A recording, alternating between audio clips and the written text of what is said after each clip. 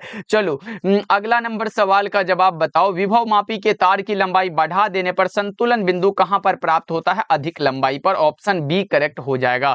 चलो अगला नंबर सवाल का जवाब बताओ। चुंबकीय क्षेत्र के फ्लक्स की क्या इकाई है? यहाँ पे चुंबकीय क्षेत्र अगर हमसे पूछता तो हम लगा देते कि क्या होता है सर वेबर होता है, लेकिन यहाँ पे फ्लक्स भी घुसा दिया। अब बताओ चुंबकीय क्षेत्र के फ्लक्स की क्या इकाई होगी? अब बताओ कौन सा करेक्ट आंसर आप लगा पा रहे हो? जल्दी से बताओ बच्चों, चुंबकीय क्षेत्र के फ्लक्स की क्या इकाई होगी? तो ये बताओ, चुंबकीय क्षेत्र भी है और फ्लक्स भी है, तो बताओ कौन सा लगा के चलोगे आप लोग? हमें तो लगता है चुंबकीय क्षेत्र का फ्लक्स है तो हमें लगता है टेस्ला हो जाएगा, लेकिन यहाँ पे चुंबकीय क्षेत्र भी है तो वेबर लगाना हमें सही लगता है। ऑप्शन सी बिल्कुल सही है, याद रखिएगा, क्योंकि यहाँ पे फ्लक्स भी दिया गया है।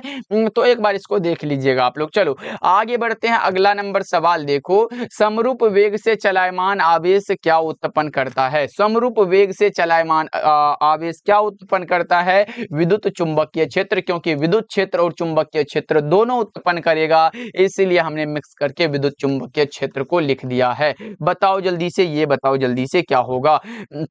लॉरेंज फोर्स की दिशा ज्ञात करने का कौन सा नियम होता है? ये भी बड़ा आसान सा है कि लॉरेंज बल की दिशा ज्ञात करने के लिए कौन सा नियम को अपनाते हैं, तो आप बता के चलोगे फ्लेमिंग के दाएं हाथ का नियम।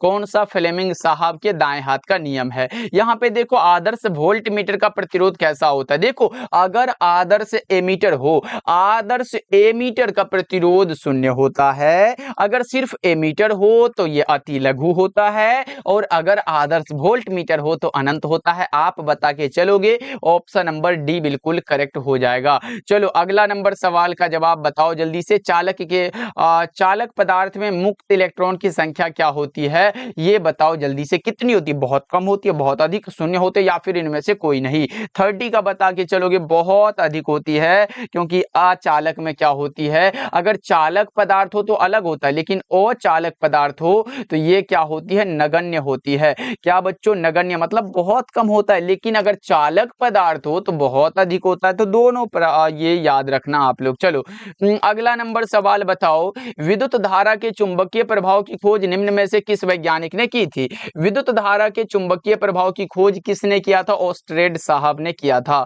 किसने किया था? ऑस्ट्रेड साहब ने। चलो नेक्स्ट बता के चलो आप लोग, क्या होगा? प्लांक स्थिरांक की विमा क्या है? मोस्ट इंपॉर्टेंट है, आपने पढ़ते आ रहा है।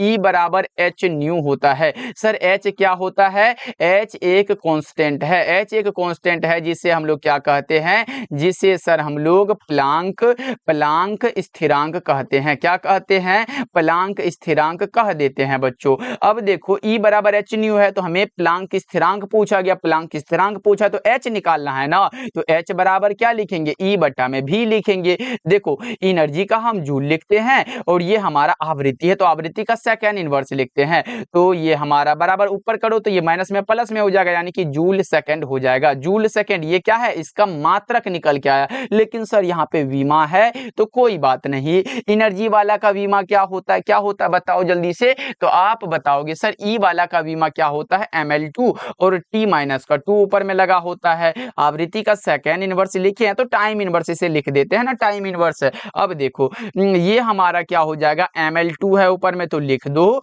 और ये t माइनस 1 को ऊपर कर दो, ये प्लस हो जाएगा और प्लस में 2 में से 1 घटाओ, कितना बचेगा? ये t इनवर्स बचेगा। ये हमारा हो जाएगा, कौन सा हो जाता है? ये ml2 t इनवर्स हो जाएगा। अच्छा प्लांक स्थिरांक का मान पूछता है कभी कभी, कितना होता है? 6.626 into 10 to the power minus 34 joule second होता है। जूल सेकेंड क्या है? मात्रक है बच्चों, इसका मान तो यही हो जाएगा। तो ये बात भी आप लोग याद रख के चलते हो। ओके चलो आगे बढ़ते हैं, अगला नंबर सवाल का जवाब बताओ। और आगे बढ़ने से बच्चा पार्टी मैं बता दूं, जितने भी बच्चे हमारे द्वारा तैयार फिजिक्स केमिस्ट्री और बायोलॉजी के नोट्स नहीं लिए हो, यानी कि उस नोट्स में आपको उतना ही प्रश्न देंगे जितना कि आप अभी से पढ़ के एग्जाम में बेहतर कर सकते हो। यानी कि फिजिक्स केमिस्ट्री और बायोलॉजी में एक भी ऑब्जेक्टिव हो सब्जेक्टिव हो नहीं छूटेगा, क्योंकि आपको हम 50 से 60 उसमें सब्जेक्टिव देंगे, 50 से 60 उसमें सब्जेक्टिव क्वेश्चन होगा एक विषय में, और आपको 200 से 250 बीच ये हमारा क्या होता है? ऑब्जेक्टिव होता है एक विषय में। और अगर आप बच्चों इतने को तैयार करते हो तो फिजिक्स केमिस्ट्री और बायोलॉजी की गारंटी हमारी है, उसके बाहर एग्जाम में प्रश्न नहीं आएगा। अगर आप लेना चाहते हो तो इसका चार्ज ये मात्र 199 रखा गया। कॉल कर लीजिएगा 7070 82 16 85 नंबर पे। ओके और सर ये मैसेज भी कर सकते हैं, बोलिएगा सर हमें 199 वाला फिजिक्स केमिस्ट्री और बायोलॉजी का नोट चाहिए। ये 199 में ही तीनों सब्जेक्ट हो जाएगा और साथ में हिंदी बिल्कुल फ्री, वो हमारे तरफ से होगा। ओके बच्चों, तो इस नंबर पे आप लोग मैसेज कर लीजिएगा बच्चा पार्टी। ओके अब आ जाओ क्वेश्चन की तरफ। किसी चुंबक का चुंबकीय आघूर्ण कौन सी राशि है? चुंबकीय आघूर्ण पूछा गया है, ये म्यू पूछा गया है। म्यू बराबर आई गुना ए होता है, आई इंटू ए होता है। यहाँ पे धारा का मात्रक एम्पियर है, एरिया का मीटर स्क्वायर है, यानी कि इसका मात्रक एम्पियर मीटर स्क्वायर हो जाएगा। अब बताओ कौन सी राशि है? तो इसमें हम वेक्टर लगा के चलते हैं, सदिश राशि है। ऑप्शन नंबर ए आपका बिल्कुल करेक्ट है। अगर लेना चाहते हो बच्चा पार्टी तो इस पे पढ़ लेना भाई, 3 सब्जेक्ट की गारंटी फुल है, बस आप पढ़ने की गारंटी ले लो। इतना कम क्वेश्चन दिया जाएगा, नहीं पढ़ पाओगे क्या बच्चा? चलो आगे बढ़ते हैं, अगला नंबर सवाल, क्योंकि पढ़ना पड़ेगा ना मेरे भाई, नंबर लाना है। अच्छा तो देखो चल कुंडली गैल्वेनोमीटर की सुग्राहिता बढ़ाई जा सकती है। कैसे बढ़ाएंगे सर? ये बढ़ाई जा सकती है चुंबकीय फ्लक्स को बढ़ाकर। किसको बच्चों? चुंबकीय फ्लक्स। और चुंबकीय फ्लक्स का मात्रक क्या होता है बच्चों? वेबर होता है। चलो आगे बढ़ते हैं, अगला नंबर सवाल का जवाब बताओ। एमीटर को विद्युत परिपथ में, एमीटर है तो हम श्रेणी क्रम में जोड़ते हैं, इसी प्रकार से हम वोल्ट मीटर को किस में जोड़ते हैं बच्चों? वोल्ट मीटर को समांतर क्रम में जोड़ते हैं। ये बात आप ध्यान में रख के चलते हो। चलो अगला नंबर सवाल का जवाब बताओ। विद्युत चुंबकीय तरंग में विद्युतीय एवं चुंबकीय क्षेत्रों के बीच कलांतर क्या होता है? भैया मोस्ट इंपॉर्टेंट है ये सर, शून्य होता है। कितना होता है? विद्युत चुंबकीय तरंग में विद्युतीय एवं चुंबकीय क्षेत्रों में कलांतर शून्य होता है। ऑप्शन नंबर ए आपका बिल्कुल करेक्ट हो जाएगा।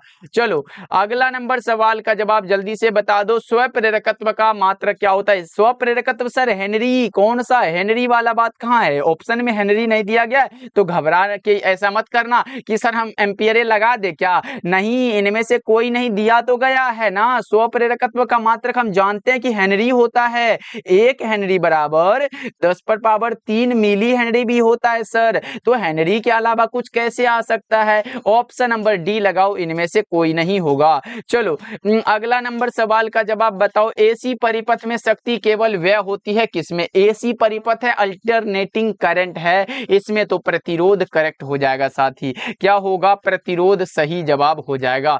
चलो अगला नंबर सवाल बताओ। अपचाई ट्रांसफार्मर में कौन सी राशि घटती है? तो वोल्टेज हो जाएगा। क्या हो जाएगा सर? वोल्टेज। चलो नेक्स्ट बताओ। बताओ आप लोग सबसे अधिक आवृत्ति किसकी होती है? आवृत्ति पूछा गया, सबसे अधिक आवृत्ति तो गामा किरणों की होती है। तो बताओ सबसे कम किसकी होती है? बच्चों सबसे कम बताओ ना जल्दी, सबसे कम किसकी होती है? आप बता के चलोगे। सबसे कम होती है सर अवरक्त किरणों की। किसकी होती है? अवरक्त किरणों की। ये भी बात आप याद रखोगे। चलो नेक्स्ट बताओ आप लोग 41 नंबर सवाल है, तरंगदैर्ध्य के बढ़ते क्रम में प्रकाश के रंग कैसे होते हैं? तरंगदैर्ध्य का बढ़ता हुआ क्रम पूछा गया है 41 का, बताओ जल्दी से कौन सा हो जाएगा? ये नीला पीला लाल होता है क्या? ऑप्शन नंबर डी आपका सही जवाब हो जाएगा। चलो 70 तक जाना है, थोड़ा स्पीड तो चलना पड़ेगा। चलो बताओ आप लोग दृश्य स्पेक्ट्रम के रंगों में किसका अधिक तरंगदैर्ध्य होता है? दृश्य स्पेक्ट्रम के रंगों में बच्चों जिसका अधिक तरंगदैर्ध्य होता है उसका नाम बताओ। देखो अगर अधिक तरंगदैर्ध्य पूछा गया तो लाल होगा, कम पूछता तो किसका होता है? कम पूछता तो बैंगनी लगाते। चलो नेक्स्ट बताओ आप लोग क्या होगा? 43 नंबर सवाल है, प्रकाश अनुप्रस्थ तरंग है क्योंकि यह ध्रुवण को प्रदर्शित करता है। क्या करता है? ध्रुवण को प्रदर्शित करता है। ऑप्शन नंबर बी आपका सही जवाब हो जाएगा। चलो नेक्स्ट बताओ आप लोग क्या होगा? वस्तु से छोटा आभासी प्रतिबिंब निम्नांकित में किस दर्पण से प्राप्त होता है? वस्तु से छोटा प्रतिबिंब बन रहा है ना भैया जी, बताओ उत्तल होगा ना? बड़ा बनता तो अवतल लगा देते ना। चलो आगे बढ़ते हैं। 2.42 किसका अपवर्तनांक है? मतलब बचपन से 55 तक पढ़ते आए हो कि 2.42 सर 2.42 होता है किसका? कांच का होता है क्या? वायु का होता है क्या? नहीं नहीं, जल का भी नहीं होता है सर, कांच का भी नहीं होता। किसका होता है बच्चा पार्टी? हीरा का होता है। किसका होता है? हीरा का होता है। तो ये बात आप याद रखोगे कि कौन सा हो जाएगा? ये हो जाएगा हमारा 45 का ऑप्शन नंबर डी हीरा का। और हीरा का अपवर्तनांक सभी पदार्थों के अपवर्तनांक से अधिक होता है। चलो आगे बढ़ते हैं। किसी वस्तु का मनुष्य की आंख के रेटिना पर बना हुआ प्रतिबिंब कैसा होता है? रेटिना पर जानते हो ना, किसी भी कोई भी प्रतिबिंब बनता है तो वो मनुष्य की आंख के रेटिना पर बनता है। और वो कैसा होता है? वास्तविक और उल्टा होता है। वास्तविक एवं उल्टा होता है। चलो अगला नंबर सवाल का जवाब बताओ। कांच के एक अवतल लेंस को जब जल में डुबोया जाता है तब यह कैसा हो जाता है? कांच का एक अवतल लेंस है जिसे जल में डुबाया जाता है तो यह कैसा हो जाएगा? ये कम अपसारी होता है। ऑप्शन नंबर सी बिल्कुल करेक्ट हो जाएगा। चलो अगला नंबर सवाल का जवाब बताओ बच्चों। जब श्वेत प्रकाश की किरण लेंस में प्रवेश करती है, तो यहाँ पे श्वेत प्रकाश की किरण लेंस में प्रवेश करती है तो किस में परिवर्तन होता है? तो वेग और तरंगदैर्ध्य में परिवर्तन हो जाएगा। चलो अगला बता के चलो आप लोग। सरल सूक्ष्मदर्शी की आवर्धन क्षमता क्या होती है? सबको पता है, एम बराबर क्या होता है? 1 प्लस डी बटा में एफ होता है, ऐसे ई लगा हुआ है। ये बताओ कौन सा ऑप्शन है? कौन सा ऑप्शन? डी बाई एफ नहीं है बच्चों, यहाँ पे है 1 plus D by F. Option number C बिल्कुल करेक्ट हो जाएगा। 1 प्लस डी बाई एफ हो जाएगा। ओके चलो अगला नंबर सवाल का जवाब जल्दी से बता दो। इलेक्ट्रॉन का विशिष्ट आवेश क्या होता है? अब बताओगे सर यहाँ पे इलेक्ट्रॉन का चार्ज पूछा है तो हम लगा देते हैं 1.6 इंटू 10⁻⁻19 कूलम। भैया जी ये इलेक्ट्रॉन का सिर्फ चार्ज है, आवेश है। यहाँ पे तो विशिष्ट आवेश पूछा है। अब बताओ क्या लगाओगे? तो ये होता है 1.8 इंटू 10⁻11 कूलम पर केजी होता है, कूलम प्रति केजी बच्चों। ओके चलो आगे बढ़ते हैं। अगला नंबर यहाँ पे आवेश और द्रव्यमान का अनुपात निकालते हो तो ये हो जाएगा, क्योंकि इलेक्ट्रॉन का आवेश कितना होता है वो निकाल देना और द्रव्यमान कितना होता है 9.1 वाला जानते हो ना, 9.1 इंटू 10⁻31 केजी होता है। दोनों का अनुपात निकालोगे तो ये निकल जाएगा। ओके चलो बताओ उत्सर्जित फोटो इलेक्ट्रॉन की ऊर्जा किस पर निर्भर करती है? उत्सर्जित फोटो इलेक्ट्रॉन की ऊर्जा बच्चों प्रकाश के तरंगदैर्ध्य पर निर्भर करती है। किस पर? प्रकाश के तरंगदैर्ध्य पर। चलो अगला नंबर सवाल का जवाब बताओ। किसी प्रिज्म पर एक वर्णीय प्रकाश के आपतित होने पर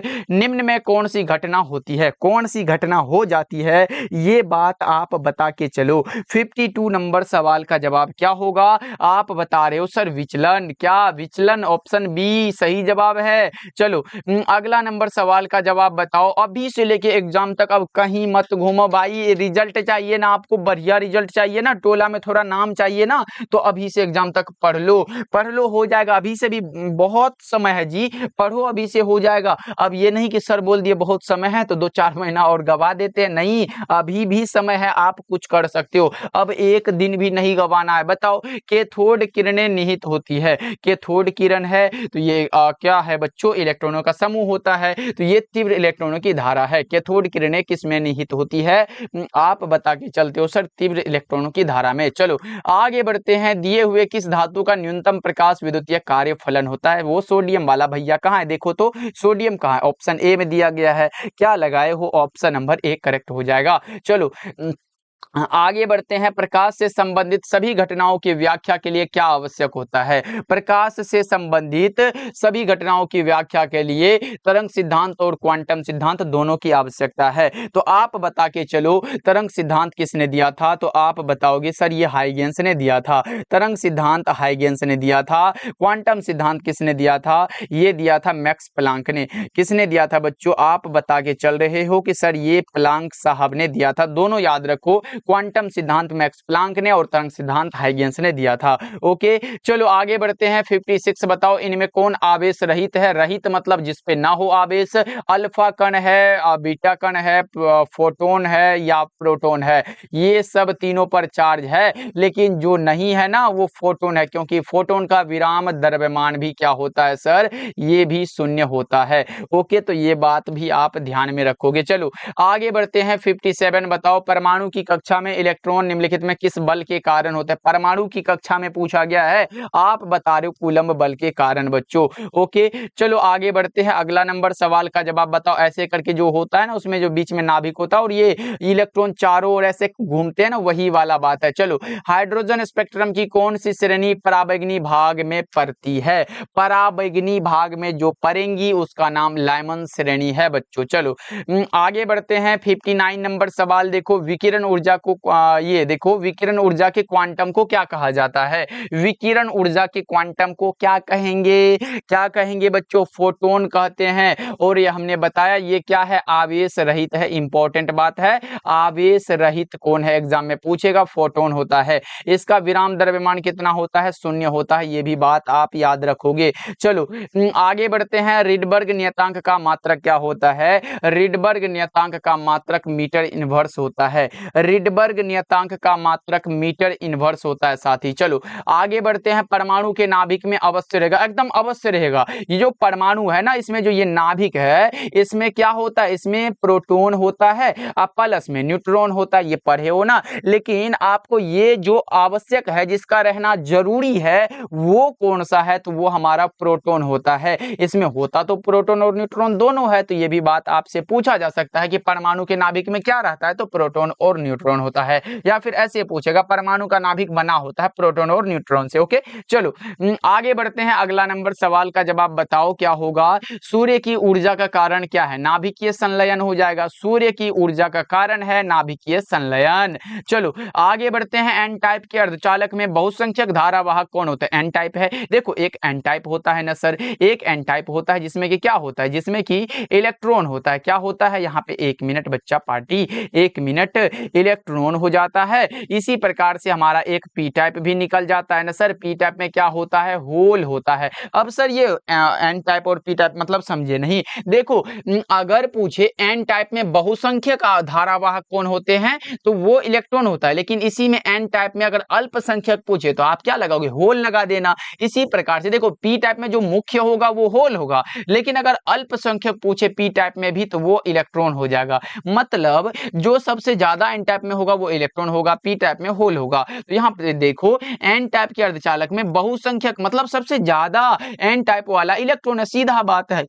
ऑप्शन नंबर कौन सा होगा, ऑप्शन नंबर सी बिल्कुल करेक्ट हो जाएगा। अच्छा, इसी प्रकार से पी टाइप वाला एक बार कमेंट में लिखो बच्चों, क्योंकि एग्जाम में आया हुआ प्रश्न है। पी टाइप में हम क्वेश्चन पूछते हैं, पी टाइप में अल्पसंख्यक क्या होगा, पी टाइप में अल्पसंख्यक धारावाहक बताओ, जल्दी से आप जल्दी से लगा के बताओ, जल्दी से बच्चा पार्टी।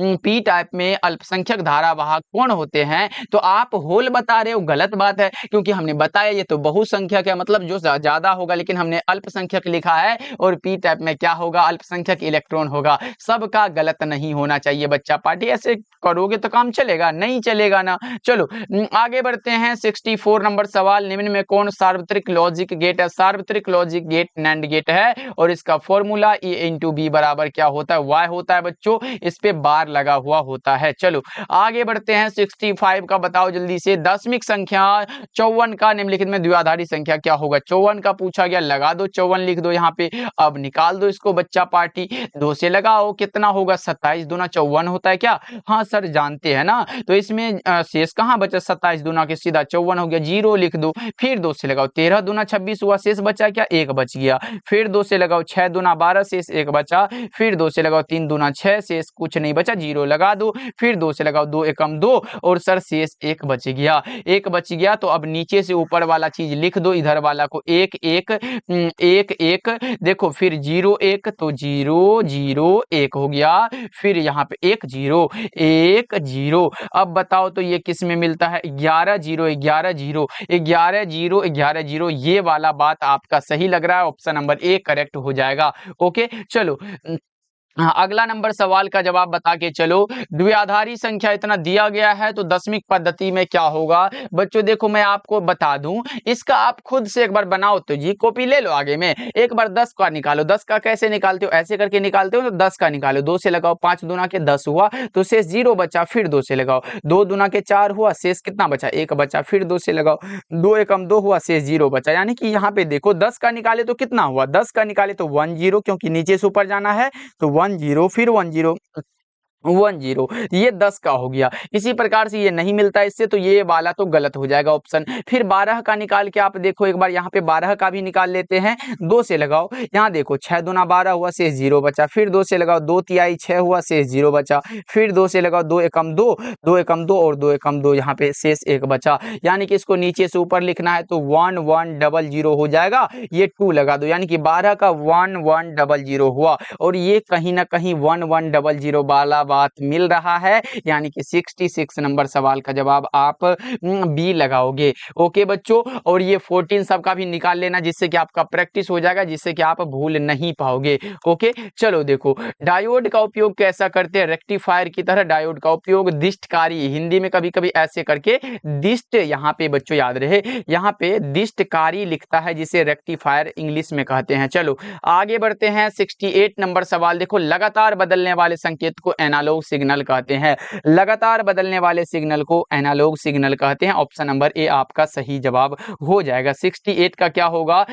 Analogue signal. लेकिन बच्चे भूल जाते हैं और एनालॉग सिग्नल को ही हम लोग समवर्ती सिग्नल भी कहते हैं, यानी कि ए और बी दोनों हो जाएगा ना भाई। ऑप्शन सी लगा दो, क्योंकि ये सब नहीं होता है। एनालॉग सिग्नल को ही हम लोग समवर्ती संकेत और एनालॉग संकेत कहते हैं, यानी कि दोनों हो जाएगा। ऑप्शन नंबर सी हो जाएगा। चलो आगे बढ़ते हैं। 69 बताओ, मॉडुलन कितने प्रकार का होता है? एक हमारा होता है आयाम मॉडुलन। क्या होता है बच्चों? आयाम मॉडुलन। दूसरा होता है आवृत्ति मॉडुलन। कैसा? आवृत्ति मॉडुलन। और तीसरा कौन सा होता है? कला मॉडुलन। यानी कि सर कहीं ना कहीं हमारा 3 ही तो मॉडुलन है, तो ऑप्शन बी लगा देते हैं। चलो आगे बढ़ते हैं। 70 नंबर सवाल का जवाब बताओ, 4 डायोप्टर क्षमता वाले लेंस की फोकस दूरी क्या होगी? बताओ कौन सा फॉर्मूला हम यूज करें? देखो बच्चों, हमारा 2 फॉर्मूला होता है, P बराबर 1/f होता है, जो कि हमारा ये जब फोकस दूरी मीटर में हो।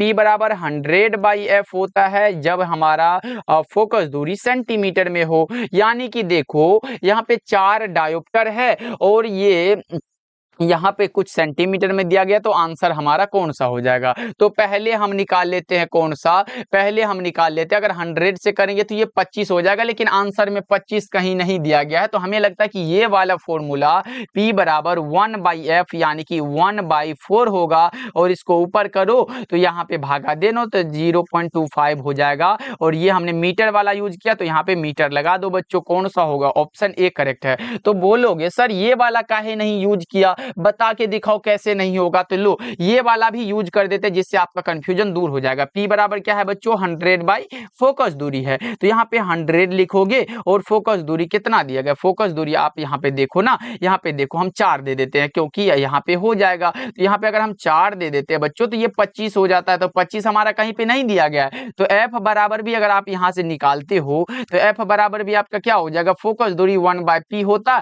और यहाँ पे कौन सा 1/4 लगा दो बराबर में 0.25 मीटर होता है बच्चों। कौन सा होगा, ऑप्शन नंबर ए आपका बिल्कुल करेक्ट हो जाएगा। चलो आगे बढ़ते हैं। अब तो नहीं है सर 70 ही था, तो आगे कहां से भरेंगे। चलो बच्चा पार्टी हमारा क्लास पूरा हुआ, पूरे 70 ऑब्जेक्टिव को हमने कंप्लीट करा। और आपको क्लास कैसा लगा एक बार कमेंट करिएगा। और जितने बच्चे 199 वाला ये नोट्स लेना चाहते हो बच्चों, एग्जाम में इसके बाहर नहीं जाने वाला है। जितने बच्चे नहीं लिए हो पछताने से भैया अच्छा है, बस इतना भी अभी तैयार करना है, घूमने फिरने से अच्छा है आप इतना तैयार कर सकते हो। तो एक बार मैसेज करिएगा कि सर हमें 199 वाला नोट्स लेना है। 70 70 82 16 85 नंबर पे बच्चा पार्टी। ओके मिलते हैं फिर अगले क्लास में।